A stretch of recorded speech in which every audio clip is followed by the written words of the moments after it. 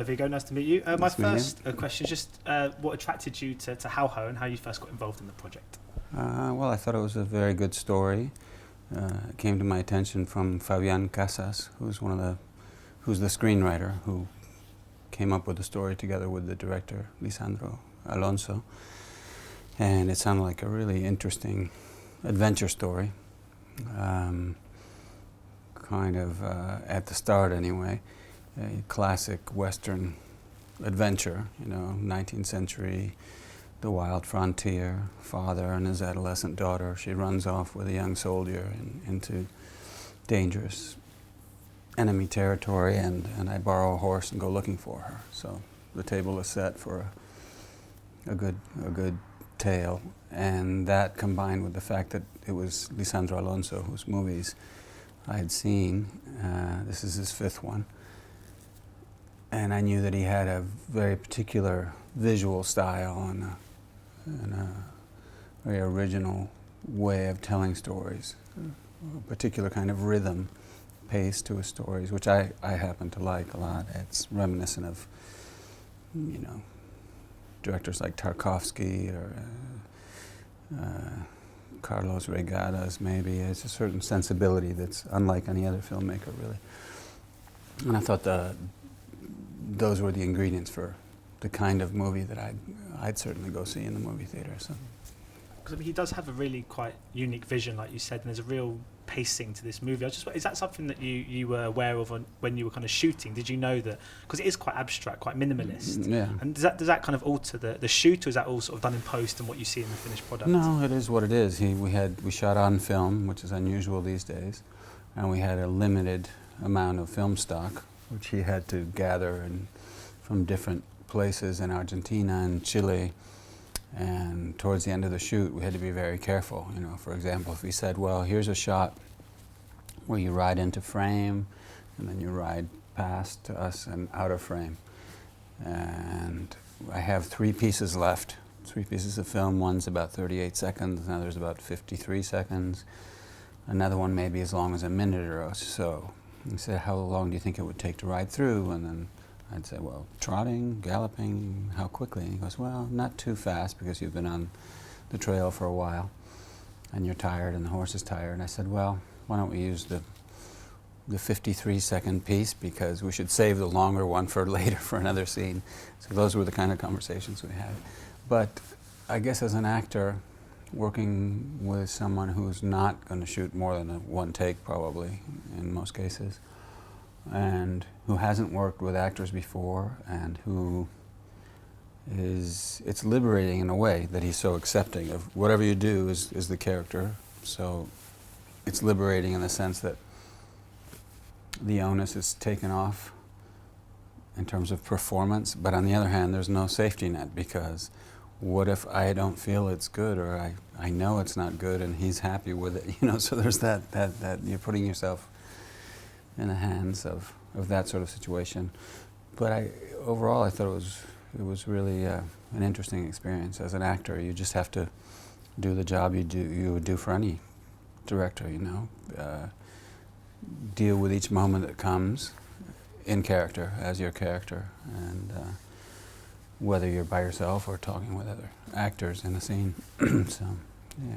Because you mentioned sort of riding into a frame. I was just wondering, because you do spend quite a lot of time on a horse in this movie. Yeah. I was just wondering, is that something you're quite natural with, or does that take quite a bit of training? I suppose your Lord of the Rings days must have sort of helped in that regard. Well, actually I was, even though my character in this story, he's a European, he's a Dane, military officer, who finds the landscape he's in to be quite foreign and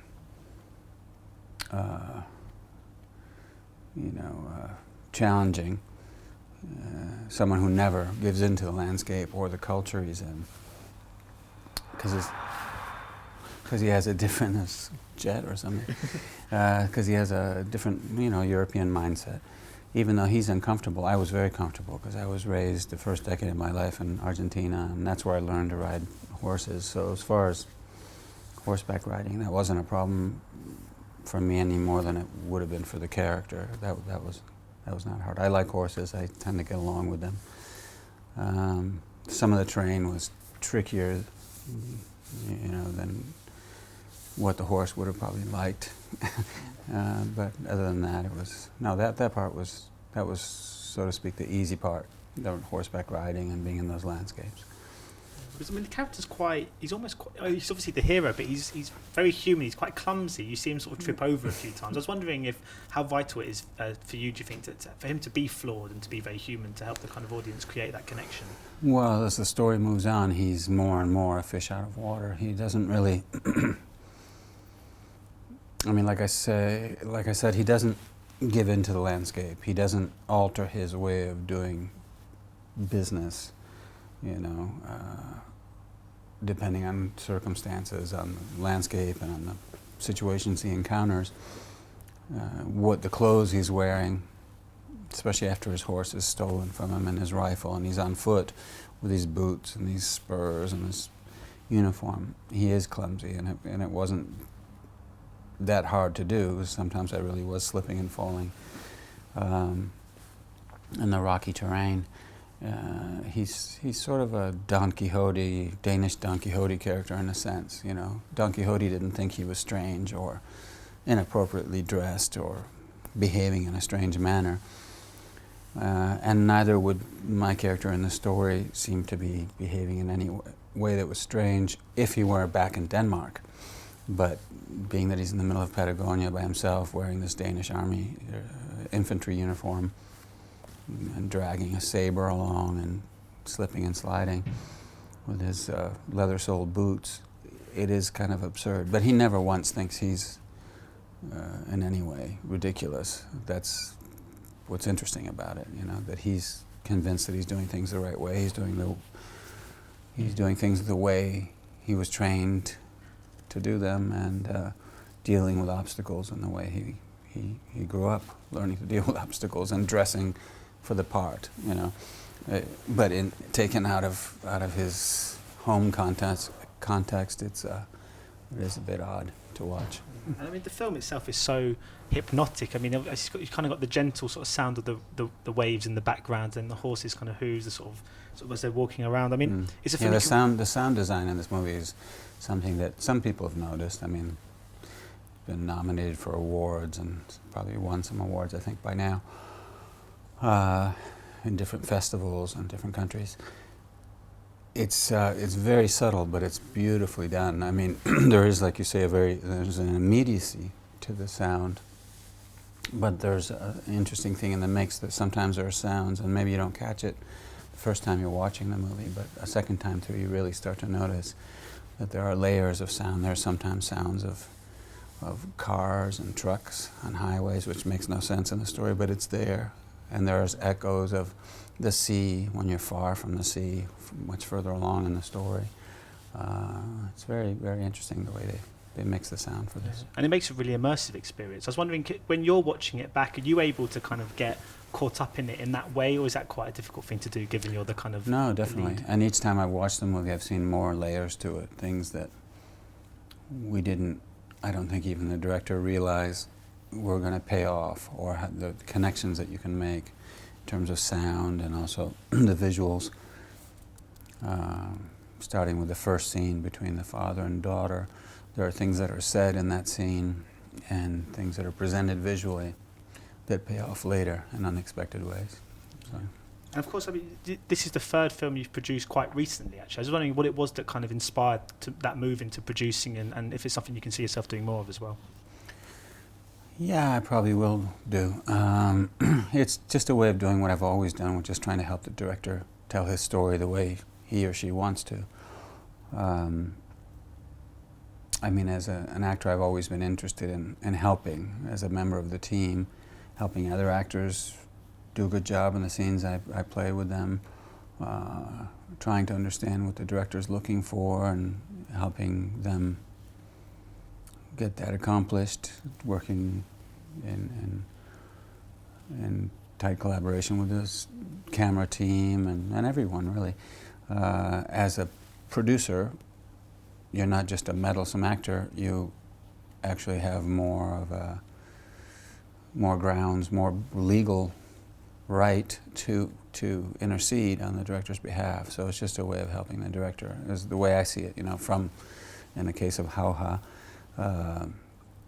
how the movie is shot, how much time he has to shoot, how much time he has to edit, that his edit is respected, that the subtitles in this case are done properly, from the Spanish being subtitled in Danish and French and English, and the Danish being properly subtitled, because it's a Danish-Argentine movie, in Spanish and in other languages, and just making sure that that's done right and the movie's presented the right way, the way the director wants it. The poster in each territory is approved by him, and I don't know, just everything from start to finish to help him. It's not just an actor butting in, it's actually a producer who has a right to give their opinion on that. And do you find you have more invested in it now, in a sense that when you've made a film and you read the reviews for it that you've just sort of starred in, but do you now find that you're more personally intrigued or affected, I suppose, by the response from audiences now you're a producer as well? Mm-hmm. Maybe. I mean, I always think of movie making as a team sport, so it doesn't change my satisfaction if it's well received, if the movie turns out well, in my opinion, and then it's well received also. Those things don't always go together, either because the movie is ahead of its time or takes people time to realize how good it is, or because it's distributed poorly, which has happened in movies like The Road in North America and other movies that weren't presented properly, didn't get their just desserts in terms of theatrical distribution. I mean, eventually a movie, if it's good enough, is going to be seen, is going to have its following.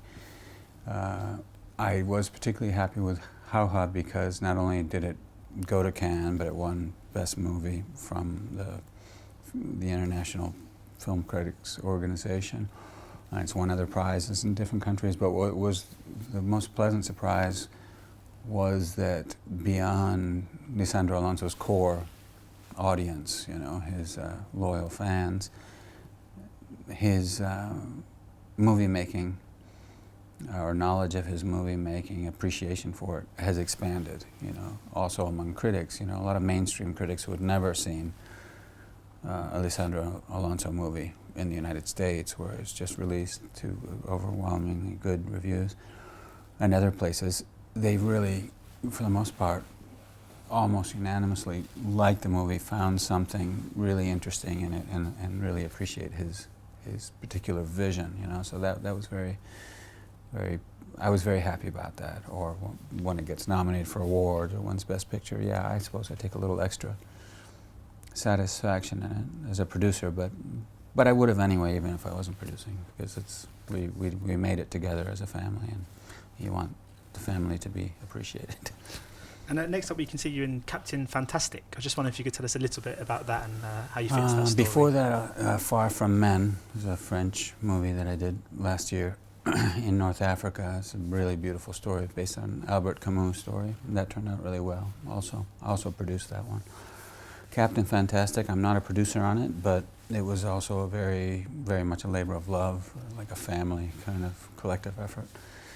And that one is, it sounds like a superhero movie, but it's actually not. It's sort of a tongue-in-cheek title. I play a father of 6 children between the ages of 7 and 18, or 7 and 17, who live way off the grid. They live in the wilderness in the northwest of North America, and they are, I guess you could say, they're like philosopher kings, these kids. I mean, they've even the one that's 7 years old, the youngest one, could talk to you knowledgeably about Plato or German history or American literature or science, anything. We're self-sufficient. We hunt, fish, grow our own vegetables. They live without internet, without phones, without electricity. And then one day we have to leave that place, and we go out into so-called civilized society, towns, other people. And I realize after a bit that as a father, I've not prepared them for that. There's a culture clash. They don't know how to get along with other people, other kids, It's very awkward, and that's an interesting story. It sort of presents an extreme case of isolation and self-sufficiency coming into contact or conflict in some cases with modern civilized digitally interconnected society, you know, and that's an interesting story. It's a good one. I'm just finding very quickly, of course, it does sound like a superhero, but it's not. But can you see it? Because you're doing really creative, quite innovative kind of projects at the moment. But can you see yourself one day making a return to the kind of the big studio movies? Sure. Is that something you're interested in? Sure, yeah. I mean, I don't really select what I'm going to do based on the budget or the genre or the nationality of the project. I just I'm looking for stories that I'd like to go see in the movie theater. The thing that has happened in recent years with Jauja, Far From Men, The Two Faces of January, even Captain Fantastic, these are projects that, because they're original, because they're different and challenging, it takes a while to get them financed, up and running, shot, and then distributed. So if you're doing that properly and you're fully invested in the preparation, the shooting, and the promotion of it, it doesn't leave time to do much else in terms of movies. And, you know, it is true that I've had the option several times in the preparation of these recent movies, let's say a year or a year and a half into patiently waiting with the director to hope it gets off the ground. Sometimes offers have come in, you know, for more established productions that are bigger budget, that you're going to get paid. Sometimes you don't get paid in these other movies. You're going to get paid, sometimes well. It has distribution, it has a release date, everything's in place, like it usually is with these big budget movies. And then you have the choice, you know, it's like, well, do I jump ship and abandon that other project and say I need to do this, which would be understood, even if regretted, I guess. Or do you stay with it? I tend to be pretty stubborn, so once I say yes, which takes me a while to commit, once I've committed, I like to finish what I've started. So that's kept me out of some of the easier to jump into projects, I guess. But it's not because I'm rejecting anything about that. Good stories are told with big budgets as well. It's less likely, I suppose, because the more a movie costs, the less likely they're going to want to go too far off the beaten path in terms of stories that are tried and true or that have had box office success, you know. You know, the window dressing may be different, but the basic story is not going to be surprising in most cases. But there are really talented directors and screenwriters who tell stories with big budgets and do a great job. So, yeah, it's not for lack of interest. Yeah, thank you so much for your time today. Much appreciated. Thank you. Good luck to you. Cheers. Ladies and gentlemen, you're watching Hey You Guys! Hey You Guys, huh? Hey, you guys. Is that from the Goonies? It is indeed, yes. Nice. Hey!